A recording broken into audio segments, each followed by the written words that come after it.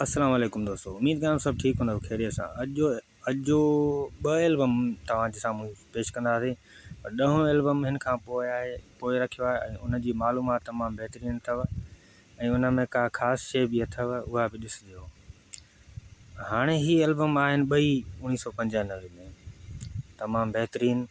ऐं हिन जो इश्तिहार ॾिसी सघो था इख़बार जो। हिन सां गॾु फौजिया सुमरो आहे ऐं शमन अली आहे। ॿिया बि काफ़ी एल्बम हूंदा पर इन ॿिन्ही जो आयल आहे। ऐं एल्बम जी हलूं था टाइटल ॾे, छा सूरत या छा सीरत या।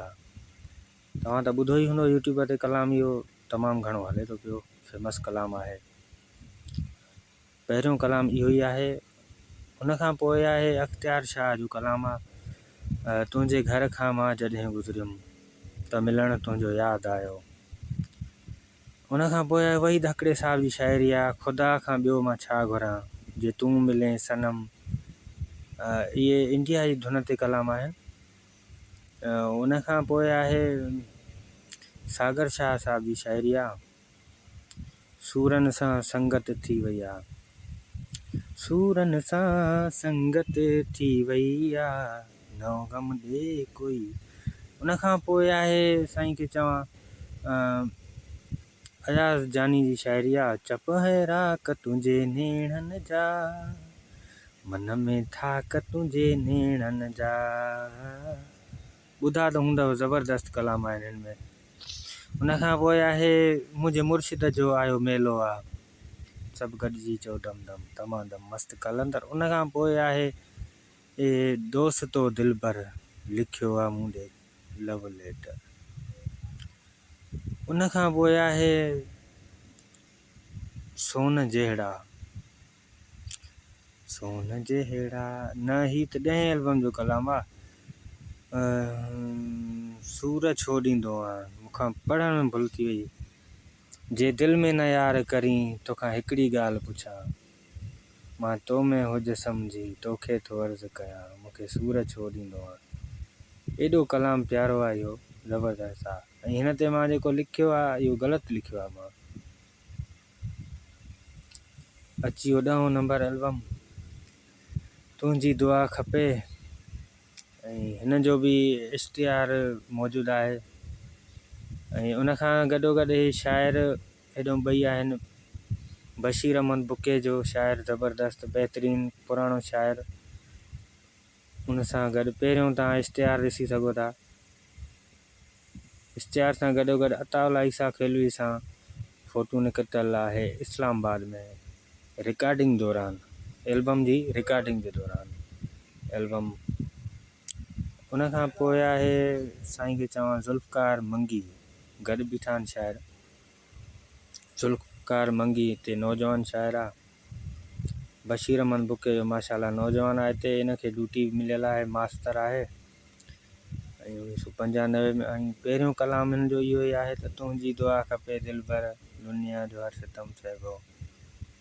उन खां पोइ कलाम ठही हुई सागर शाह जो, लेखा कंदासीं भला तोसां कहिड़ा, तुंहिंजा सितम पीरी सोन जहिड़ा।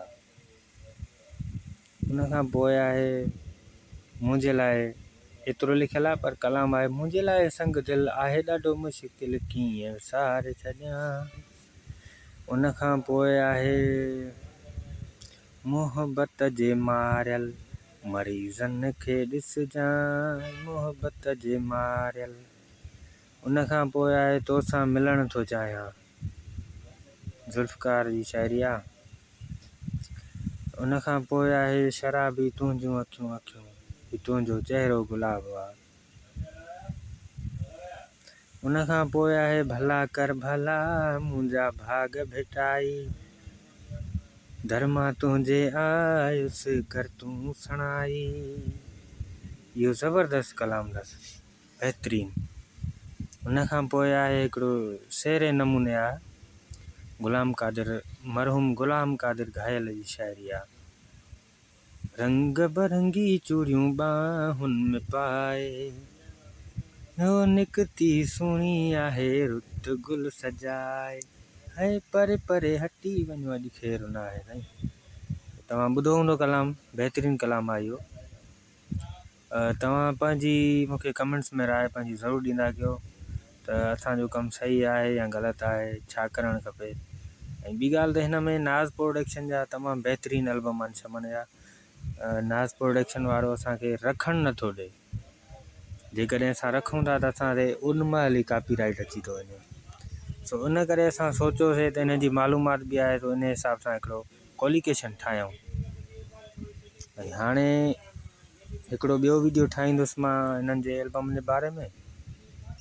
उन खां पोइ मुहर्रम अल हराम शुरू थिए थो पियो।